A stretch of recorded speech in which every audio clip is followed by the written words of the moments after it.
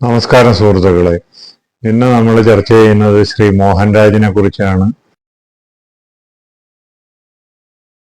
നമ്മുടെ ഏവരുടെയും പ്രിയപ്പെട്ടവനായ കീരിക്കാടൻ ജോസ്. 80കളിലും 90കളിലും ഒക്കെ നമുക്ക് ഓർമ്മയുണ്ട്. നമ്മൾ ഏതൊരു നാടിനെ കുറിച്ച് പറഞ്ഞാലും ആ നാട്ടില് ഒരു ദാത കാണും. ആചാനബാഹുവായ ഒരു 6-6 അടി പൊക്കവും അതിന്റെ തടിയുമൊക്കെയുള്ള അഭ്യാസിയായ ഒരു ചട്ടമ്പി. ആ ഒരു കഥാപാത്രത്തിനെ പരിപൂർണമായിട്ട് ഉൾക്കൊണ്ടുകൊണ്ട്, കീരിക്കാടൻ ജോസ് എന്ന കഥാപാത്രത്തിനെ പരിപൂർണമായി ഉൾക്കൊണ്ട് വിജയിപ്പിക്കുവാനും മലയാളികളുടെ മനസ്സിൽ നിന്ന് ഒരിക്കലും മാറാത്ത രീതിയിൽ അതിനെ പ്രതിഷ്ഠിക്കുവാനും കഴിഞ്ഞൊരു നടനാണ് ശ്രീ മോഹൻരാജ് എന്ന മോഹനരാജൻ. അതിന്റെ ഏറ്റവും വലിയ ഉദാഹരണമാണ് 2 ജാപ്പനീസ് ചിത്രങ്ങളിലടക്കം അഭിനയിച്ചിട്ടുള്ള ഇയാൾ. 2 ജാപ്പനീസ് ചിത്രങ്ങളിലടക്കം അദ്ദേഹം അഭിനയിച്ചിട്ടുണ്ട്. മൊത്തം ഏകദേശം 300-ൽ പരം മലയാളം, തമിഴ്, തെലുങ്ക്, കന്നഡ സിനിമകളിൽ അഭിനയിച്ച വ്യക്തിയാണ്.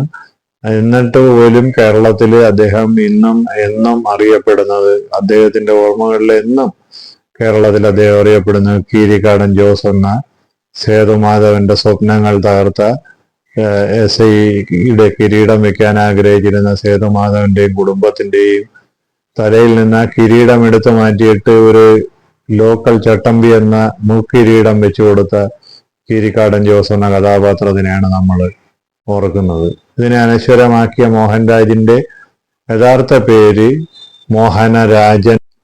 അദ്ദേഹം അഭിനയിച്ച സിനിമകളുടെ പേര് പറയുകയാണെങ്കിൽ 300-ൽ പരം സിനിമകളിൽ അഭിനയിച്ച വ്യക്തിയാണ് അദ്ദേഹം. അതുകൊണ്ട് തന്നെ നമ്മൾ വിചാരിക്കുന്നതിനപ്പുറം സിനിമകൾ പറയേണ്ടി വരും. എങ്കിൽ പോലും 3-ാം മുറ, കിരീടം, അർത്ഥം, നാഗപഞ്ചമി, ഏയ്യാട്ടോ, വ്യൂഹം, രാജവാഴ്ച, ഒളിയമ്പുകൾ, 4 എന്നൊന്നുണ്ടെങ്കിൽ, മറുപുറം, ശേഷം സ്ക്രീനിൽ, പുറപ്പാട്, നഗരത്തിൽ സംസാര വിഷയം, ആനവാൽ മോതിരം, മിമിക്സ് പരേഡ്, ആമിന ടൈലേഴ്സ്, ചെപ്പുവിലുക്കണ ചങ്ങാതി, കൂടിക്കാഴ്ച, കാസർഗോഡ് കാദർഭായ്, കവചം, മാരത്തൺ, ഉപ്പുകണ്ടം ബ്രദേഴ്സ്, പ്രവചനം, പൊരുത്തം, കസ്റ്റംസ് ഡയറി, ചെങ്കോൽ, അങ്ങനെ ധാരാളം സിനിമകൾ അദ്ദേഹത്തിൻ്റെതായിട്ട് രംഗത്തുണ്ട്. ഈ കഥാപാത്രത്തിനെ അനശ്വരമാക്കിയ ഇദ്ദേഹത്തിന്റെ യഥാർത്ഥ പേര് മോഹനരാജൻ എന്നാണ്. അദ്ദേഹം തിരുവനന്തപുരത്തുകാരനാണ്. തിരുവനന്തപുരത്തായിരുന്നു ജനനം. 5 ആൺമക്കളിൽ അവര് 4-ാമനായിട്ടാണ് അദ്ദേഹം ജനിച്ചത്. അതായത് അദ്ദേഹത്തിന് 4 സഹോദരങ്ങൾ വേറെ ഉണ്ടായിരുന്നു. നവംബർ 13, 1955 കാഞ്ഞിരംകുളം എന്ന സ്ഥലത്താണ് തിരുവനന്തപുരത്ത് അദ്ദേഹം ജനിച്ചത്. അപ്പോ ഈ കാഞ്ഞിരംകുളത്ത് തന്നെ ഗവൺമെന്റ് ഹയർ സെക്കൻഡറി സ്കൂളിലാണ് അദ്ദേഹത്തിന്റെ സ്കൂൾ വിദ്യാഭ്യാസം. തുടർന്ന് തിരുവനന്തപുരത്ത് ഗവൺമെന്റ് ആർട്സ് കോളേജിൽ നിന്ന് ഗണിതശാസ്ത്രത്തില് ബിരുദമെടുത്തു. വളരെ ബ്രൈറ്റ് ആയിട്ടുള്ളൊരു സ്റ്റുഡൻ്റ് ആയിരുന്നു. പഠനകാര്യങ്ങൾക്കെല്ലാം വളരെ ബ്രൈറ്റ് ആയിട്ടുള്ളൊരു സ്റ്റുഡൻ്റ് ആയതുകൊണ്ട് തന്നെ ബിരുദത്തിന് ശേഷം 20 വയസ്സിന് മുൻപ് തന്നെ അദ്ദേഹം ഇന്ത്യൻ ആർമിയിൽ ജോലിക്കായിട്ട് പ്രവേശിച്ചു. ദുർദൈവവശാൽ 5 വർഷത്തെ സർവീസിന് ശേഷം കാലിനേറ്റ പരിക്ക് മൂലം അദ്ദേഹം തിരികെ എത്തി ഇന്ത്യൻ ആർമിയിൽ നിന്ന്. തുടർന്ന് വീണ്ടും ടെസ്റ്റുകൾ എഴുതുകയും ഏകദേശം എഴുതിയ എല്ലാ ടെസ്റ്റുകൾക്കും അദ്ദേഹം ഉയർന്ന റാങ്ക് കരസ്ഥമാക്കുകയും ചെയ്തു. എത്തിയതിനു ശേഷം രണ്ടാമത് അദ്ദേഹം ജോലിക്ക് കയറിയത് central board of excise and കസ്റ്റംസില് 2 വർഷം അദ്ദേഹം ജോലി ചെയ്തു. 2 വർഷമായപ്പോഴത്തേക്ക് അദ്ദേഹത്തിന് കേരള പോലീസിൽ സബ് ഇൻസ്പെക്ടർ റാങ്ക് ലിസ്റ്റ് വന്നതിൽ 2-ാമനായിരുന്നു.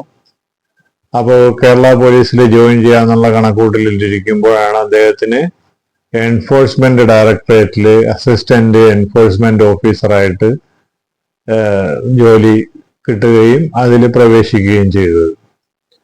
ഇതിനോടൊപ്പം തന്നെ അദ്ദേഹം 1-2 സിനിമകളിലും അഭിനയിച്ചു. 3-ാം മുറ അങ്ങനെയുള്ള സിനിമകളിൽ ചെറിയ ചെറിയ വേഷങ്ങളിൽ അഭിനയിച്ചിരുന്നു. പക്ഷെ 89-ലാണ് കിരീടം എന്ന സിനിമ അദ്ദേഹത്തിന് കിട്ടിയത്, 1989-ൽ. പക്ഷെ അതിന് അനുമതിയില്ലാതെ സിനിമയിൽ അഭിനയിച്ചു എന്ന കാരണം പറഞ്ഞ് അദ്ദേഹത്തെ സർവീസിൽ നിന്ന് സസ്പെൻഡ് ചെയ്യുകയായിരുന്നു.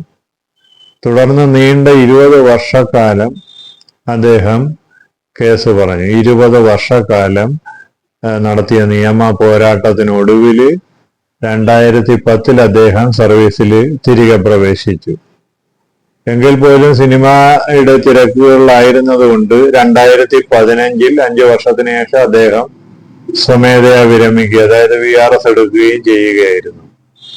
കാരണം അത്രത്തോളം സിനിമകളുടെ ബാഹുല്യം അദ്ദേഹത്തിനുണ്ടായിരുന്നു. നമുക്ക് തന്നെ അറിയാം, മലയാളത്തിൽ ഒട്ടുമിക്ക സിനിമകളിലും ചെറുതും വലുതുമായുള്ള വേഷങ്ങളിൽ അദ്ദേഹം നിറഞ്ഞു നിൽക്കുകയായിരുന്നു.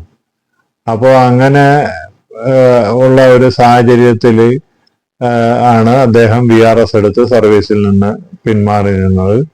2024 ഒക്ടോബർ 3-ന്, ഈ അടുത്ത കാലത്ത് 69-ാം വയസ്സിലാണ് ശ്രീ കീരിക്കാടൻ ജോസ് എന്ന മോഹൻരാജ് നമ്മളോട് വിട പറഞ്ഞു പോയത്.